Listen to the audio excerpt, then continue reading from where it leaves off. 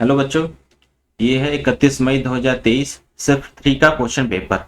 हमने previous video में question number 1 से लेकर 25 तक डिस्कस कर लिया था। इस वीडियो में हम लोग क्वेश्चन नंबर 26 से लेके 50 तक के क्वेश्चंस को डिस्कस करेंगे। आइए देखते हैं, एक एक करके क्वेश्चंस को डिस्कस करते हैं। Question number 26, which of the following antibody is present in mother's milk. Mother's के मिल्क में कौन सी एंटीबॉडीज प्रेजेंट होती है? तो 4 एंटीबॉडीज का नाम दिया हुआ है, IgA, IgE, IgM और IgG। तो ये जो है ऑप्शन सही है। मदर्स मिल्क में IgA एंटीबॉडी प्रेजेंट होती है। अब आते हैं क्वेश्चन नंबर 27 पे। Question number 27, chromosome number in A gamete of rat is. जो गैमेट होता है रैट का, वो हैप्लॉइड होता है और उसमें नंबर ऑफ क्रोमोसोम्स जो होते हैं वो 21 होते हैं। हमारा ऑप्शन बी सही है। अब आते हैं क्वेश्चन नंबर 28 पे। आरएनए इंटरफेरेंस मतलब RNA I involves silencing of specific mRNA due to complementarity of. इसमें जो आरएनए आई में डबल स्ट्रैंडेड आरएनए बनता है और ये कॉम्प्लीमेंट्रिटी शो करता है इस तरीके से आरएनए आई जो है एमआरएनए के लिए। तो हमारा ऑप्शन जो है सी सही होगा, डबल स्ट्रैंडेड आरएनए। अब आते हैं question number 29। The karyotype of person with Turner syndrome.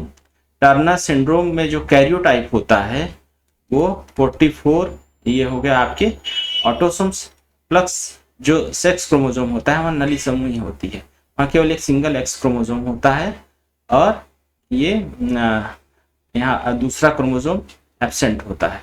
तो हमारा जो क्रोमोसोम का जो कैरियोटाइप होगा वो 44 प्लस एक्स होगा। तो बी ऑप्शन सही है। अब आते हैं क्वेश्चन नंबर 30 पे।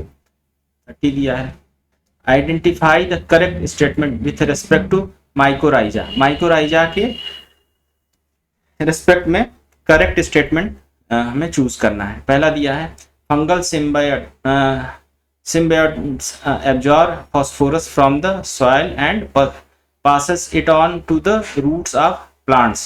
ये आपका जो है स्टेटमेंट माइकोराइजा के रिलेशन में ये करेक्ट है। Then many members of the genus glomus form mycorrhiza. ये जो जीनस होता है ग्लोमस ये फंजाई का होता है और ये मोस्टली ये माइकोराइजा फॉर्मेशन में इन्वॉल्व होते हैं। तो आपका ये स्टेटमेंट बी भी करेक्ट है। सी है, in paddy fields mycorrhiza serve as a important bio fertilizers. तो पैडी फील्ड्स में जो बायो फर्टिलाइजर्स होते हैं वो ब्लू ग्रीन एल्गी होते हैं, ना कि माइकोराइजा। तो ये आपका स्टेटमेंट सी सही नहीं है, रॉन्ग है। देन डी है, plants with mycorrhiza show tolerance to salinity and drought. तो ये भी स्टेटमेंट जो है आपका सही है। तो हमारा 3 स्टेटमेंट सही है, ए बी और डी। तो हमारा डी ऑप्शन करेक्ट होगा। अब आते हैं क्वेश्चन नंबर 31 पे। विच of the following is a fine powder of recycled modified plastics. जो रिसाइकल्ड मोडिफाइड प्लास्टिक्स होते हैं उनके फाइन पाउडर को कहते हैं पॉली ब्लेंड। तो डी ऑप्शन इसका सही है। अब आते हैं क्वेश्चन नंबर 32 पे। In the course of evolution life forms on earth tend to move from. जो इवोल्यूशन के दौरान जो लाइफ थी वो ओरिजिनेट हुआ था वाटर में और वहाँ से ये मूव किया था लैंड्स पे। तो हमारा ऑप्शन जो है 4 ऑप्शन दिए हुए हैं, land to water, water to land, dry land to wet land, fresh water to marine water. तो हमारा बी ऑप्शन करेक्ट होगा, वाटर टू लैंड। अब आते हैं क्वेश्चन नंबर 33 पे।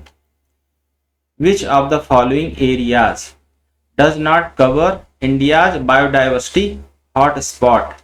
तो दिया है बायोडाइवर्सिटी हॉटस्पॉट्स के बारे में कि कौन सा जो है इंडिया में कौन सा एरिया जो है वहाँ ये बायोडाइवर्सिटी हॉटस्पॉट प्रेजेंट नहीं है। तो ये दिया है इंडो बर्मा प्लेन्स। तो ये इस एरिया में आपको बायोडाइवर्सिटी हॉटस्पॉट है। देन इंडो गैंगटिक प्लेन्स यहाँ नहीं मिलता है। वेस्टर्न घाट यहाँ भी है। हिमालयाज यहाँ भी है। तो हमारा बी ऑप्शन जो है सही होगा, क्योंकि यहाँ बायोडाइवर्सिटी हॉटस्पॉट को ये एरिया जो है नहीं कवर करता है। अब आते हैं question number 34। The number of births during given period in population is called. जो नंबर ऑफ बर्थ्स होता है वो किसी पर्टिकुलर टाइम पीरियड में जो पॉपुलेशन में होता है उसको कहते हैं नैटेलिटी। नैटेलिटी ये आपके बर्थ से रिलेटेड है, जबकि बाकी ऑप्शन इससे मैच नहीं करता। आपका ऑप्शन ए करेक्ट होगा। अब आते हैं क्वेश्चन नंबर 35 पे। The bond between two successive nucleotides in RNA is. जो आरएनए में जो टू सक्सेसिव न्यूक्लियोटाइड्स होते हैं उनके बीच में जो बॉन्ड होता है उसको फास्फोडाइस्टर बॉन्ड कहते हैं। तो ऑप्शन डी हमारा करेक्ट होगा। अब आते हैं क्वेश्चन नंबर 36 पे। दिया है fetal ejection reflex triggers the release of. जो फीटल इजेक्शन जो रिफ्लेक्स है वो ट्रिगर करता है ऑक्सीटोसिन हार्मोन के रिलीज को। तो हमारा ऑप्शन बी सही होगा। अब आते हैं 37। Detritus food chain DFC has, यहाँ पे फिलिंग द ब्लैंक्स करना है, at the first trophic level. तो जो डेट्रिटस फूड चेन है ये ऑपरेट होता है डेड एंड डिकेइंग मैटर पे। तो जो इसका फर्स्ट ट्रॉपिक लेवल होगा उस पे होंगे आपके dead organic matters.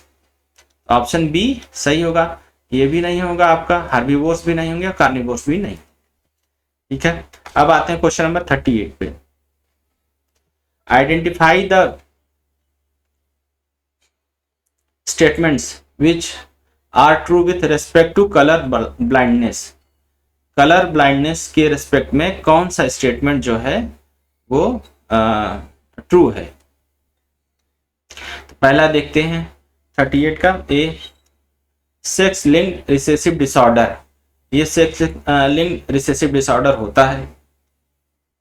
Then B है sufferers are unable to differentiate between red और ग्रीन कलर, ये भी स्टेटमेंट सही है। जो कलर ब्लाइंड होते हैं वो रेड और ग्रीन के बीच में डिफरेंशिएट नहीं कर पाते हैं। सी है it occurs in 8% mail population and 0.4% female population. क्योंकि ये सेक्स लिंक्ड डिसऑर्डर है और एक्स क्रोमोसोम पे ये प्रेजेंट होता है इसका जीन, तो ये जो है सबसे अधिक चांस मेल में ही होने का होता है, जबकि ज़्यादातर जो फीमेल्स होती हैं वो कैरियर होती है। ये भी आपका जो स्टेटमेंट सही है। देन डी है defect is due to the mutation in gene present on Y chromosome, ये आपका रॉन्ग है, क्योंकि जो डिफेक्ट जो म्यूटेशन होता है वो जो जीन कैरी करता है वो एक्स क्रोमोसोम पे, न कि वाई क्रोमोसोम पे। तो आपका स्टेटमेंट ए, बी और सी करेक्ट है। तो हमारा ऑप्शन सही होगा सी। 38 का 38 का आपका ऑप्शन सी करेक्ट। अब आते हैं क्वेश्चन नंबर 39 पे। Identify the statement which are correct with respect to lactation. Lactation के रेस्पेक्ट में कौन सा स्टेटमेंट आपका सही है। तो पहला स्टेटमेंट है A it helps the mother in feeding newborn, तो ये आपका स्टेटमेंट करेक्ट है।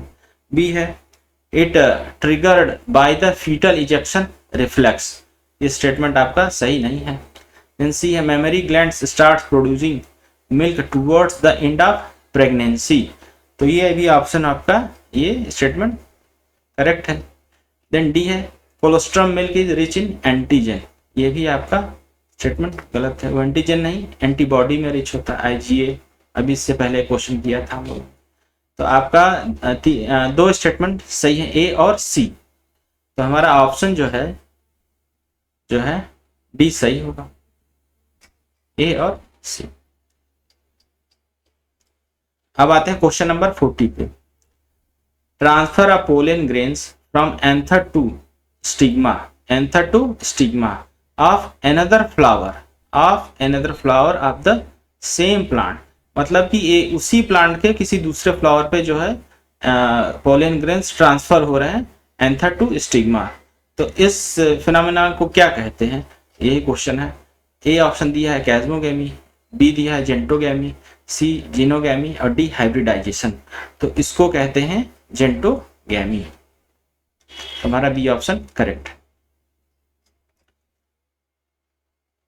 अब आते हैं क्वेश्चन नंबर 41 टू 45 के लिए। तो इसके लिए डायरेक्शन दिया है, answer the following question from the diagram given below. तो ये डायग्राम दिया है, ये डायग्राम दिया है जेल इलेक्ट्रोफोरेसिस का।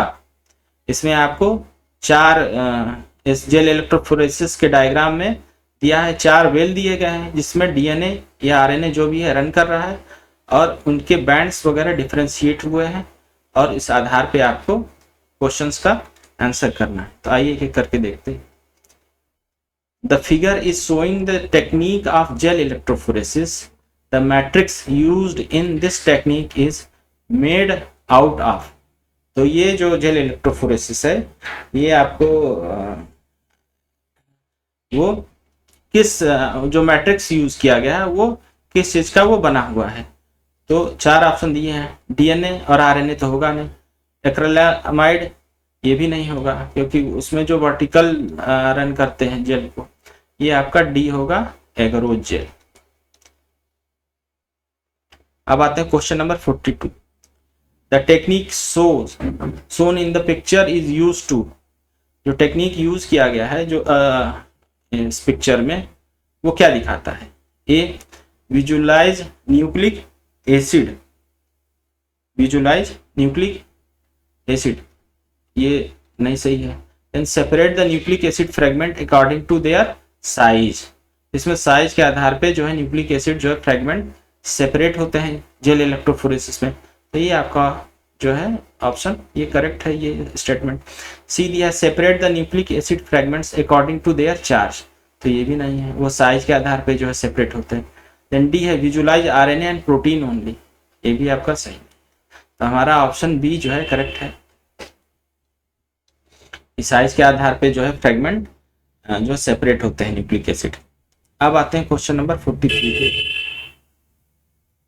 The sample in different lanes are from different sources but treated with a common restriction endonuclease.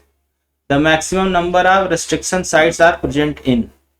तो यहाँ दिया है कि जो सोर्सेज है ना, जो जिनसे न्यूक्लिक एसिड लिया गया है, वो चारों के लिए अलग अलग है, लेकिन उनको कॉमन न्यूक्लिक रिस्ट्रिक्शन एंडोन्यूक्लियस से ट्रीट किया गया है, और रिस्ट्रिक्शन एंजाइम से डाइजेस्ट करने के बाद उनको जेल पे सेपरेट किया गया है। तो दिया है the maximum number of restriction sites are present in. तो जो जेल इलेक्ट्रोफोरेसिस हुई है उसमें जो सेपरेट हुए हैं बैंड्स, उस आधार पे ये बताना है कि the maximum number of restriction site present in. तो किस सैंपल में maximum number of restriction sites present हैं। तो ये रहा आपका फिगर, ये फिगर है, और ये आपका क्वेश्चन नंबर जो है 43 है। तो 43 में देखिए सैंपल 1 में कितना है, सिंगल बैंड है। सैंपल 2 में है आपका 1 2 3 4 बैंड है। सैंपल 3 में आपको जो है 1 2 3 4 5 बैंड्स हैं, और सैंपल 4 में 1 2 3 4 5 6 7 8 बैंड्स है। मतलब कि 8 बैंड से मतलब 7 जगह उसने रिस्ट्रिक्शन एंजाइम ने कट किया है। तो रिस्ट्रिक्शन साइट्स में जो आपका जो 4 नंबर का सैंपल है ना, यहाँ ज़्यादा है। तो हमारा ऑप्शन जो है यहाँ से ए करेक्ट होगा 43 का। अब क्वेश्चन दिया है 44। The most number of nucleotides will be present in. The most number of nucleotide will be present in from left to right. Lane 4 band 6 है, लेन 2 में बैंड 2, लेफ्ट 3 में बैंड 4 और लेफ्ट 1 बैंड 1। तो बैंड जो है वो बैंड भी बताया हुआ है हर लेन के लिए, जैसे कि आपको 4 में 6 है, 2 में 2 है, 4 में 1 है और 1 में 1 है। तो यहाँ से देखते हैं, तो ऐसे सिंपली अगर देखा जाए तो जितने भी लेन में बैंड्स हैं, जो ये आपका लेन 1 है ना, यहाँ पे एक सिंगल बैंड है और ये सबसे ऊपर है, यानी कि ये जो बैंड है ना, ये डीएनए का पार्ट है ना, इसका मॉलिक्यूलर वेट सबसे अधिक है। ये साइज के आधार पे ही सेपरेट होता है। तो ये सबसे ऊपर है, यानी कि ये इसका जो मॉलिक्यूलर वेट अधिक है, या कह सकते हैं इसका साइज अधिक है। तो हमारा ऑप्शन जो है ये डी सही होगा, क्योंकि यहाँ क्वेश्चन में पूछा है from the most number of nucleotides will B presenting. तो आपके लेन 1 बैंड 1 में सबसे ज्यादा जो है न्यूक्लियोटाइड प्रेजेंट। अब आते हैं क्वेश्चन नंबर 45 में दिया है the process of extracting separated bands from the gel matrix is called. जो जेल मैट्रिक्स में सेपरेट किए गए बैंड्स हैं, अगर उन बैंड से हम न्यूक्लिक एसिड को हम आइसोलेट करते हैं या एक्सट्रैक्ट करते हैं तो उस प्रोसेस को क्या कहते हैं? तो दिया है ए एक्सट्रैक्शन, बी दिया है इल्यूशन, सी दिया है सेग्रीगेशन और डी दिया है रेस्ट्रिक्शन। तो इस प्रोसेस को हम इल्यूशन कहते हैं, जेल इल्यूशन। तो हमारा ऑप्शन बी करेक्ट। अब आते हैं क्वेश्चन नंबर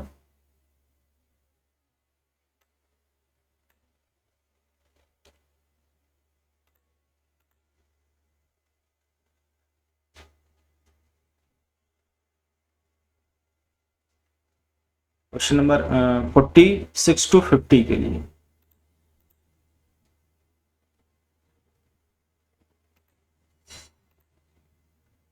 इसमें दिया है, मैं इस पैसेज को पूरा पढ़ देता हूं और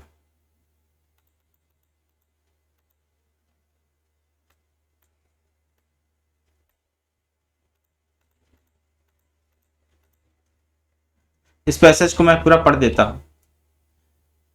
ये 46 to 50 के लिए पैसेज दिया हुआ है। Secondary treatment or biological treatment. The primary effluent is passed into large tank where air is pumped into it. This allows vigorous growth of aerobic microbes. While growing, these microbes consume the major part of the organic matter in the effluent. This significantly change the BOD, मतलब biochemical oxygen demand of the effluent.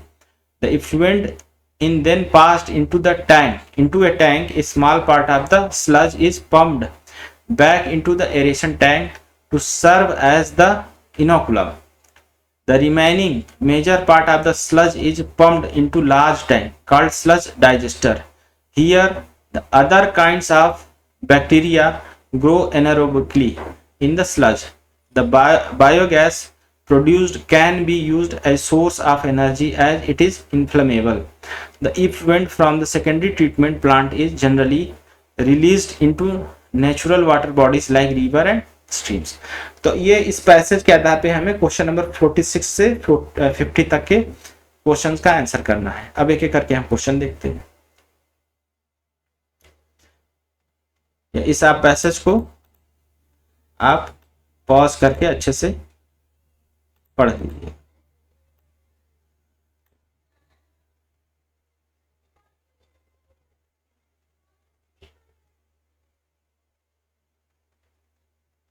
अब देखते हैं question को एक एक करके। तो पहला क्वेश्चन है 46 number, the greater the BOD of water. यदि वाटर का जो है बीओडी अगर अधिक होता है तो वो क्या शो करता है?